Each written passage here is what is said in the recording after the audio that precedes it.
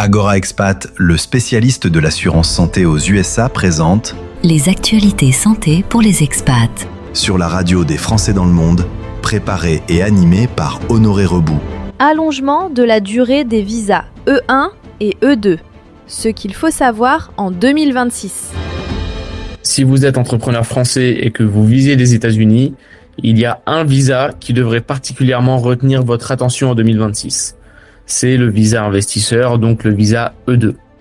Et plus largement, toute la famille des visas traités, E1 pour le commerce et E2 pour les investissements. Parce que cette année, du coup depuis 2026, ces visas sont devenus encore plus intéressants, mais avec de nouvelles contraintes à bien connaître. D'abord, la bonne nouvelle, depuis la réforme de la réciprocité, les Français bénéficient d'une durée de validité de 60 mois, soit 5 ans pour leur visa E1 et E2. Et un avantage souvent méconnu, c'est que le conjoint du détenteur du visa obtient automatiquement une autorisation de travail sans démarche supplémentaire. Ce qui rend les visas E2 encore plus attractifs cette année, c'est ce qui se passe du côté H1B. En effet, en 2026, une taxe de $100 000 a été instaurée sur les nouveaux visas H1B.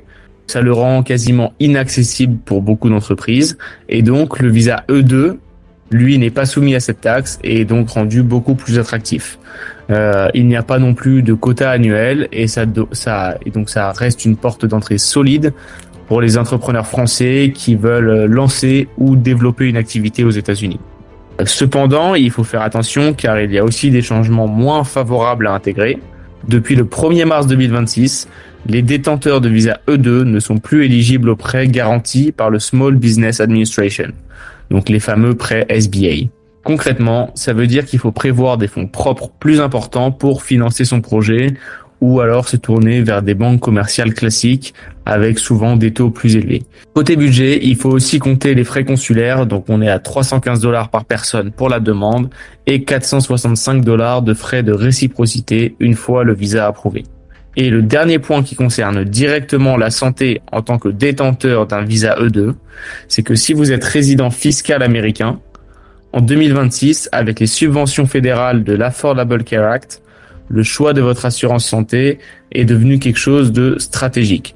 C'est-à-dire que votre contrat doit être certifié Minimum Essential Coverage pour éviter toute pénalité fiscale, notamment dans certains États comme la Californie. C'est donc un critère à vérifier absolument au moment de choisir votre couverture. Le visa E2, donc en 2026, reste, je pense, l'un des meilleurs leviers pour les Français qui veulent entreprendre aux États-Unis.